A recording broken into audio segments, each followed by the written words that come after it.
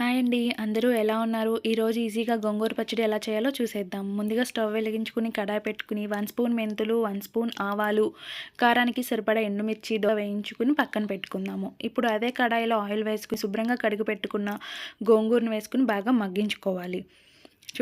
మగ్గిన తర్వాత లాస్ట్లో కొంచెం చింతపండు వేసుకుని 2 మినిట్స్ అలా ఉంచుకుని పక్కన పెట్టేసుకోవాలి. అది చల్లార్చుకోవాలి. ఇప్పుడు మిక్సీ జార్లో మనం వేయించుకున్నవి వేసుకుని కొంచెం జీలకర్ర, 3 వెల్లుల్లి రెబ్బలు, కొంచెం తగినంత రుచికి సరిపడా సాల్ట్ వేసుకుని మిక్సీ పట్టుకోవాలి. అది మెత్తగా నలిగిన తర్వాత మనం మగ్గించుకున్న గోంగూర వేసి కూడా మిక్సీ పట్టుకోవాలి. ఇప్పుడు పోపు వేసుకోవాలి. ఆయిల్ వేసుకుని ఆవాలు, జీలకర్ర, దంచిన వెల్లుల్లిపాయి, కరివేపాకు, పచ్చెనపప్పు వేసుకుని పోపు వేసుకోవాలి. ఇప్పుడు పోపు వేగిన తర్వాత పచ్చడిలో కలిపేసుకున్నాము. గోంగూర పచ్చడి అంటేనే ఉల్లిపాయలు కదా, ఉల్లిపాయలు కూడా కట్ చేసుకుని వేసేసుకున్నాము. గోంగూర పచ్చడి రెడీ అయిపోయింది. మీరు కూడా ట్రై చేసి చెప్పండి ఇలా ఈజీగా ఎలా ఉందో.